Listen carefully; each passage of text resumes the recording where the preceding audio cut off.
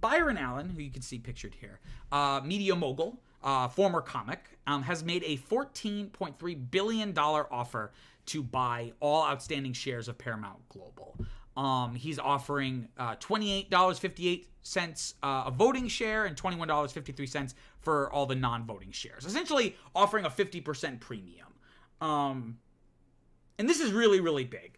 If you've been following the news, Paramount has been on the market for a little bit. And Allen Media Group wants to buy Paramount and add it to its portfolio of media content and companies, right? So currently AMG, Allen's group, currently owns the Weather Channel, notably, as well as local TV stations, the Grio, maybe it's a publication geared towards like the African American community, as well as some syndicated TV businesses. So, it's clear that Allen is trying to aggressively grow and expand, and he is known for his aggressive negotiating tactics, right? Now, this is not the first time that Allen has tried to acquire other media companies.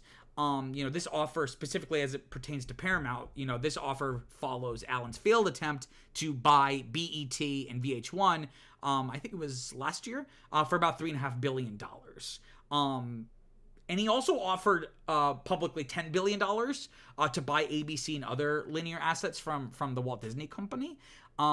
And these were failed offers, but basically they ended up not happening because the sellers got cold feet. And in the case of Disney never was necessarily putting ABC and those linear assets on the market. But so it's not like they went with someone else besides Byron Allen, right? They just ended up not selling, right? So this as opposed to those, the Paramount is more or less on the market, right? And AMG is not the only potential buyer.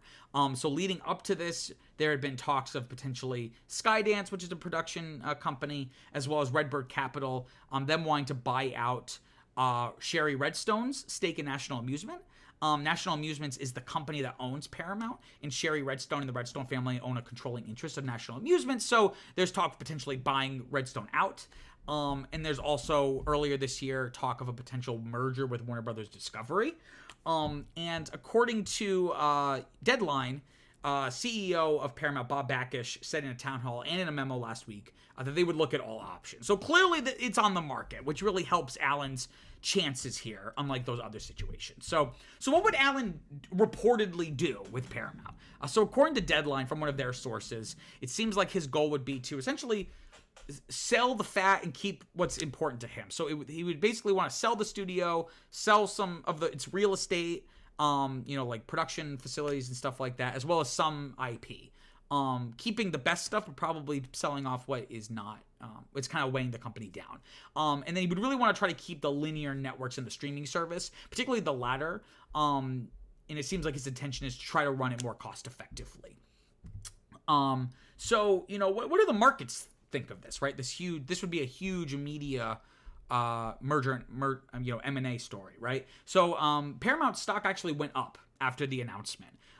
It rose about 8% in early by the end of Wednesday last week. And the stock market is not always right, but ultimately the stock market is in the business of predicting things, right? So that shows a sense of confidence among the Wall Street elite that this could go through. Both legally, but then also just the fact that would Paramount even agree to such a sale? We have, according to Deadline, we have KeyBank Capital analyst Brendan Nispo urging the company to, quote, immediately take this deal, end quote, calling out the all-cash form of the bid as especially appealing. Technically, this is like a $30 billion offer because I think they're also, in addition to like the 14 or 15 billion in cash, essentially, I believe Allen is willing to take on about $15 billion of basically take on all of their debt, which is also about $15 billion. So it's ultimately going to cost Allen Media Group about $30 billion for this deal. But again, like I said, he clearly wants to aggressively grow. He clearly wants to be a major media mogul in the industry. So going forward, it's Deadline reports that Paramount is going to set up a special committee to evaluate any potential offers, and notably, this committee would exclude Sherry Redstone, right? And a source that Deadline spoke to said that, quote, "It does look like the idea is to sell the whole company instead of just Sherry selling her stake," end quote, right? So it's not, they don't necessarily, Alan doesn't seem to really want to get National Amusements, and then by extension Paramount, he really just wants to go for the jugular, so to speak, right?